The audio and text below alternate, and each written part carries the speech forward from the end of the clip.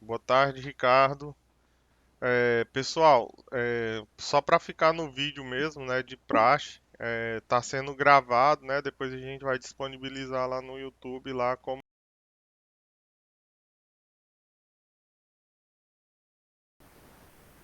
É, deixa eu continuar aqui. Eu acho que uma das dúvidas que eu tive dentro do código foi nesse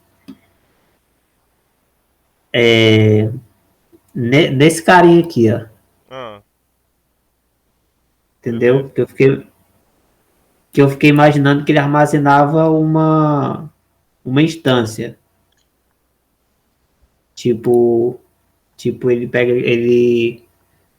tipo uma classe, ele pega aquela classe e instancia aquela classe lá do banco, a classe City, e joga aqui. Então, ó, o que que acontece nesse ponto aí? Aí ele não está instanciando nada. Ele está dizendo que uma variável é igual à instância da classe City. Ele está fazendo isso, ó. O underline model é igual à classe City. Então, sempre que eu usar underline model alguma coisa, ele vai estar se referindo, na verdade, à classe City, né? Então, eu posso fazer várias coisas a partir daí. Um exemplo, ó, vai baixando aí no código aí, ó. Na verdade, vai estar lá em cima, né? Não aí, vai estar lá no começo lá, ó. Quando ele no deserializer ali, ó. Foca lá no código deserializer. O que que ele está fazendo aí no deserializer, ó? Ele está chamando o CLS underline model, tá? Sendo que model é uma variável, né? Que na state serializer é state, né? Então aí seria como se eu tivesse substitui aí o valor aí da linha 17 para mim, por favor, Joel. Só que você não vai salvar. Não, deixa o return e nós vamos substituir só o CLS underline model.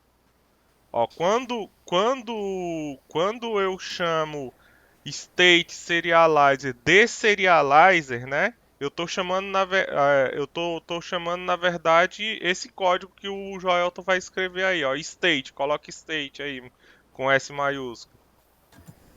Ele está, na verdade, executando esse código aí, que seria o quê? Criando uma instância de estado.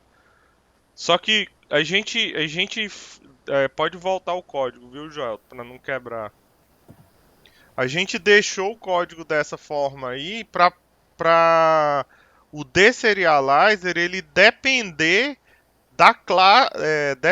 do serializer que está sendo chamado. Então, se eu chamar deserializer a partir de state serializer, ele vai colocar state aí. Se eu chamar a partir de sit serializer, ele vai colocar sit no lugar de cls underline model, entendeu? Ele é só, ó, vamos aqui, ó, passa aqui pra minha tela agora.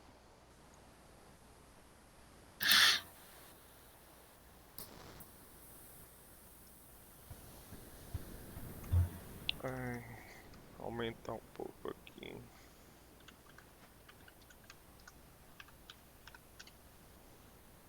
Não sei se eu tenho um IPython aqui. Vocês conseguem enxergar, né? Sim. Sim, sim. Por exemplo, eu tenho uma classe full aqui, ó. É, que ela não faz nada, ó.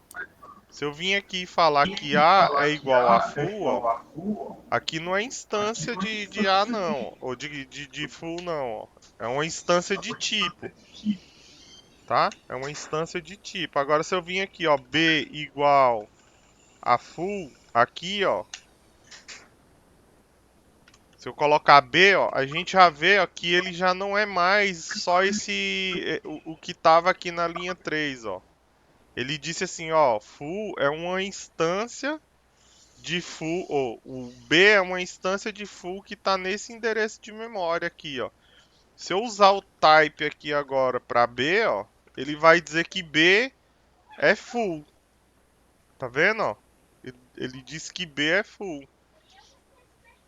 Então o que que acontece? Só é instância se eu chamar ele dessa forma aqui, ó. Abrindo e fechando parênteses. Eu poderia até ter argumentos aqui, ó. Acho que isso aqui vai dar erro porque ele vai dizer que não recebe, né? Ó.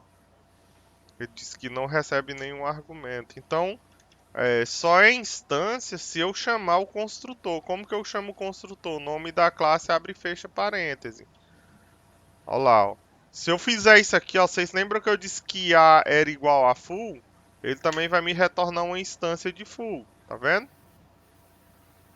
Então, só é instância se eu chamar o construtor. E eu posso criar variáveis que apontam para esse tipo, né? E referenciar elas depois.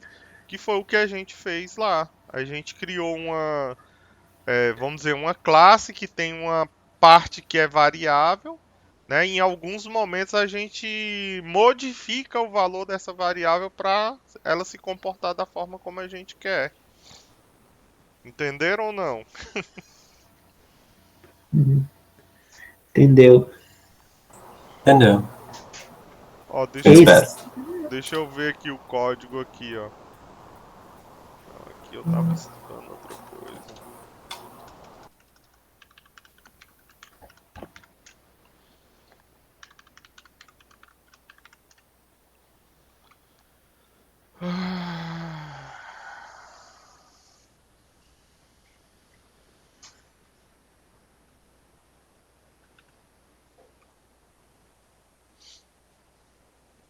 Deixa eu fechar aqui. Oi, oi. Oi, Ah, todo mundo fez silêncio, eu pensei que tinha travado aqui, ué. ó. É aqui, né, que a gente tá falando. Na verdade, eu até já fiz um refactory que vocês vão ver no próximo vídeo que eu mandar. E eu não sei se eu já mandei esse vídeo.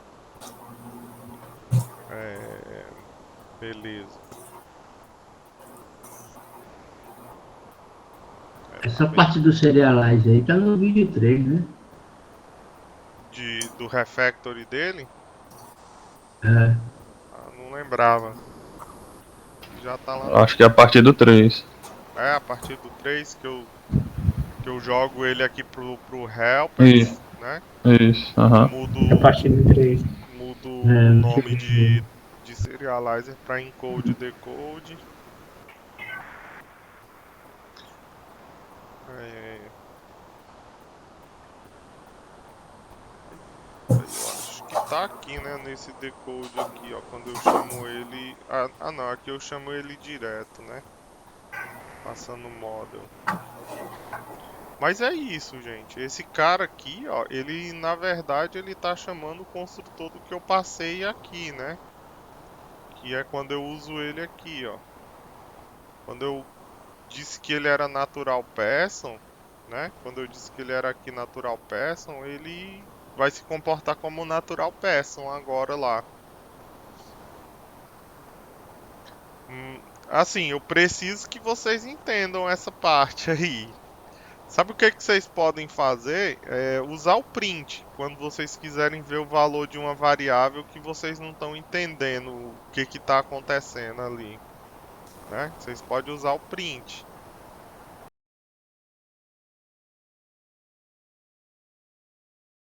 Outra coisa que foi dentro do código que eu tentei entender foi aquela variável lá dada que você passa com dois asteriscos, Tá, entendeu? Eu queria que você bacana. mostrasse uma demonstração passando ela normal, sem o. Tá, bacana. Aquela lá também é uma coisa que só tem no Python. As outras linguagens não tem. Ó, nós vamos fazer o seguinte, ó. Vou criar aqui três funções, ó. Função A que recebe x e y. Aí dentro aqui eu vou fazer assim, ó. Print x, né? E y, tá? Eu vou criar uma função B. B vai ser x, y e z igual a anônimo, tá? Aí isso aqui, print X, Y, Z. Ah, faltou aqui um detalhe aqui, deixa eu só fazer uma correção. Só um pouquinho, deixa eu só falar aqui.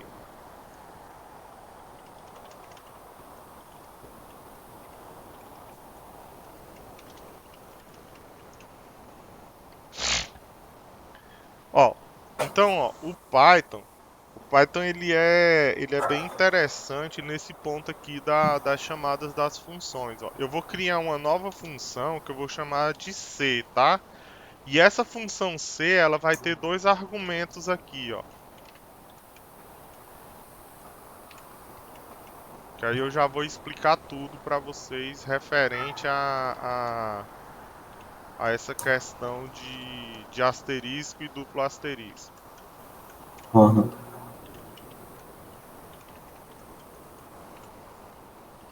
Tá, ó. Então se eu chamar A aqui, ó, vou colocar 1 e 2, ó. Ó só, ele vai imprimir um array de 1 e 2. Se eu chamar B aqui, ó, e veja que eu não tô passando Z, né? Olha o que ele vai fazer, ó. Ele vai passar 1, 2 e none. Por quê? Quando eu digo que um argumento meu é igual a alguma coisa, na definição dele, eu tô falando assim, ó, esse argumento ele pode ser omitido. Quando ele for omitido, o valor dele é esse por padrão. Ó, eu não consigo chamar a função A sem passar o segundo argumento. Tá vendo? Ele já vai me reclamar, ó, faltou o argumento posicional Y, tá? Então aqui, ó, é uma forma de eu criar uma função que eu posso omitir um dos valores dele, tá? Então, ó, eu posso omitir um dos valores. Qualquer um desses argumentos aqui, eu posso nomeá-los. Por exemplo, eu posso dizer que B é igual a 1 e A é igual a 2, tá? Ó. Não, é X e Y, né? Eu vou colocar na ordem inversa aqui, só para vocês perceberem que a gente pode modificar a ordem, tá vendo, ó? Essa chamada que eu fiz aqui foi uma chamada com argumentos nomeados, tá? Sempre que eu faço uma chamada com argumentos nomeados, a ordem não importa, tá? A ordem não importa, ó. E eu poderia vir aqui, poderia vir aqui e dizer que Z é igual a 3 também, ó. Aí ele iria obedecer uma certa ordem.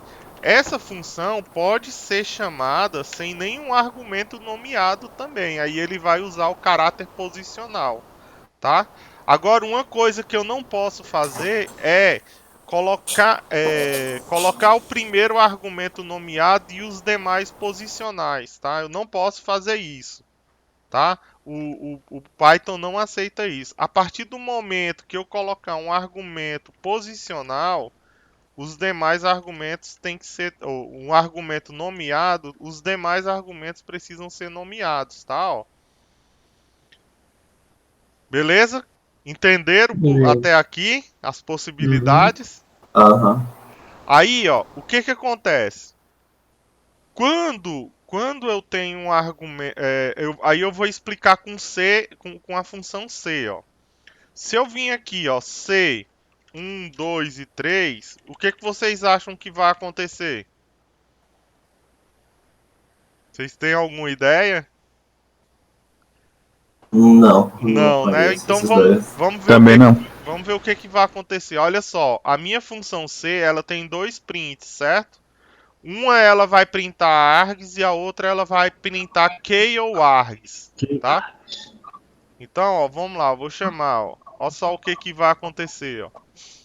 A primeira, ó, os argumentos posicionais ficaram em args, né? E vamos aqui, ó, vamos dizer que f é igual a 3 aqui, ó. Olha só o que que aconteceu. O argumento nomeado, ele é agora, para mim, um key ou args, tá? Então, o que que eu tô querendo falar para vocês? Ó? Eu posso criar funções que eu não sei quais são os argumentos dela, tá? Que eu vou tratar esses argumentos aqui dentro. Aí você deve se pensar, mas por que que eu vou querer criar diabos funções desse tipo? Cara, tem muita usabilidade isso aqui, ó. Isso aqui é uma coisa muito usual do Python e eu vou falar para vocês, é um dos grandes pulos do gato que o Python deu, tá? Mas a dúvida de vocês não mora aí. Vamos dizer que eu tenho aqui, ó, não posso usar esses caras. Vamos colocar aqui. G é igual a 1, 2, tá? Vamos dizer que eu tenho uma função G que é 1 e 2, mas eu preciso chamar a função A. Então, para mim usar o G, eu teria que fazer assim, né? Ó. 0, G, 1, né? Para pegar as posições G0 e G1. Só que, vamos olhar para uma coisa aqui. Lá na minha função C, os argumentos posicionais que eu usei, eles se transformaram em args. Não foi isso? Sim. Então, será se dá para mim fazer isso aqui com G, ó? Dizer que ele é um argumento, um conjunto de argumentos posicionais? Vamos testar. Olha só que coisa linda. Então, se eu passar um argumento, um asterisco antes da minha variável, que é um array, tá? O G é um array, né? Não, ele é uma lista, não é? Ó? G é uma lista. Então, se eu passar um asterisco antes do G, ele conta para a função como sendo n argumentos, né, posicionais. Então, isso aqui já me dá já me abre grandes possibilidades para fazer isso, para fazer várias coisas, né? Agora vamos dizer que eu tenho um carinha H aqui, ó, que ele é x igual a 1, y igual a 2 e z igual a 3. Ó. Isso aqui é um dicionário, tá vendo? Ó? Ele é um dict. Será se eu posso chamar a função eu posso chamar a função b passando esse dicionário, né? Ó. Vamos dar só uma olhada aqui. Ó. A função b recebe três argumentos, x, y e z, né? Ó. Ela recebe esses três argumentos, x, y e z. Será se eu consigo chamar essa função com esses caras? Ah, consigo. É só fazer assim, ó. h.getX, h.getY, h.getZ. Ficou bacana. Chamou, ó. Funcionou. Só que não seria mais cômodo para mim chamar ele dessa outra forma? Passando duplo asterisco, já que eu vi que duplo asterisco aqui ele cai em key ou args. Olha só que legal. Funciona também.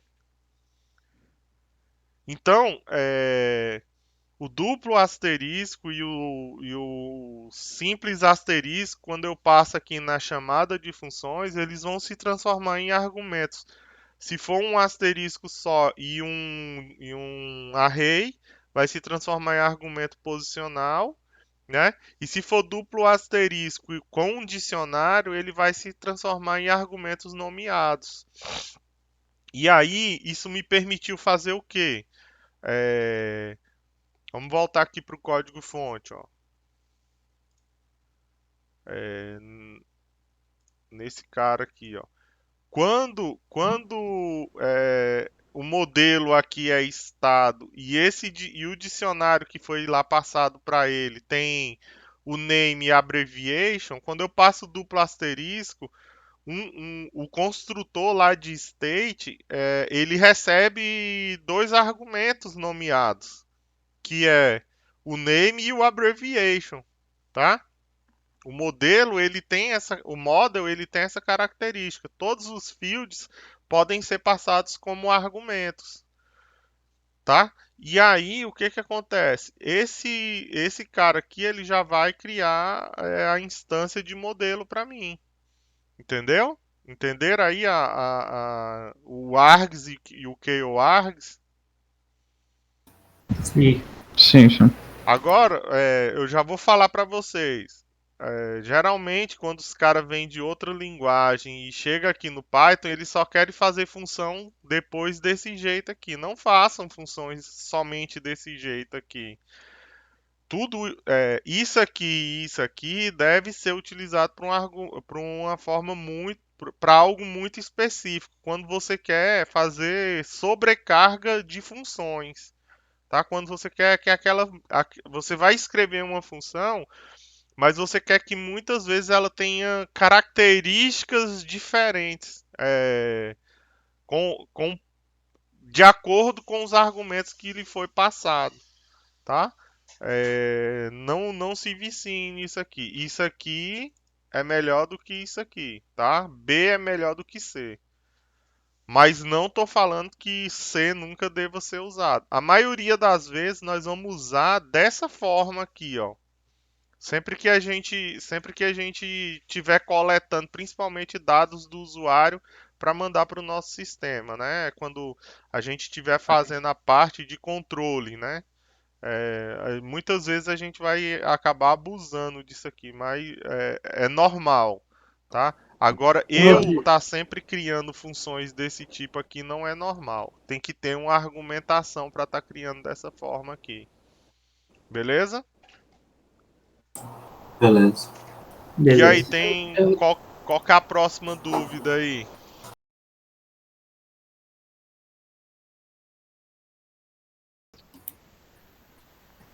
É,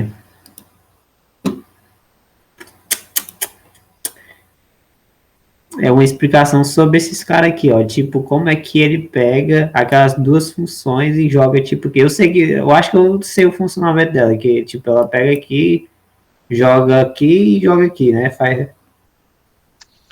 Vamos lá, vamos voltar para cá que eu vou mostrar aqui um negócio para vocês. Deixa eu voltar aqui. A gente volta lá no terminal, a gente faz outra funçãozinha. Ó, vamos imaginar o seguinte, ó. Eu criei uma função chamada soma multiplica, tá? Aí eu vou passar A e B para ela, tá? E esse soma multiplica, ele vai ter R1 que vai ser igual a A mais B. E vai ter um R2 que é igual a A vezes B, tá? Rapaz. Tá, consegui aqui. Então, eu tinha que arrumar um jeito de retornar esses dois valores, porque eu criei uma função que retorna dois valores para mim, que precisa de dois valores, né? Como que eu posso fazer isso, né? O Python ele permite você de uma maneira muito simples fazer isso aqui, ó, retornar os dois valores, tá? Então, ó, soma, multiplica, vamos colocar aí 2 e 3, ó. Rapaz, esqueci de dar o outro enter aqui para ele entender que é uma função já. Ó, o soma multiplica 2 e 3, ele vai retornar 5 e 6, tá? Aí o que que acontece? O Python ele tem um negócio que a gente chama de. Cara, eu não me lembro o nome muito bem, mas é tipo destruction, tá? Ele faz a destruição daquele resultado, tá? Então, ó, veja bem, esse cara está retornando dois valores, certo? Eu posso vir aqui, ó, e criar ó, x1, x2 igual a isso aqui. E ele está me retornando um array, não é isso? Lá, ó, ele tava, a minha função retorna um array. Então eu crio um array do lado de cá, no mesmo formato do outro lado, ó. Então, ó, a partir de agora eu tenho x1 e tenho x2, ó. Rapaz, meu 2 tá com problema. Ó, tem o x1 e tem o x2. Então o que que acontece? Isso aqui vamos dizer, isso aqui é truque, viu? Isso aqui é truque da linguagem. Da mesma forma que eu consegui Da mesma forma que eu consegui passar o args lá aquela hora, eu peguei e vim aqui e peguei o retorno. E eu vou falar outra coisa para vocês, ó. Aquela nossa função ainda está aqui, ó. Eu poderia ter vindo aqui e feito assim, ó.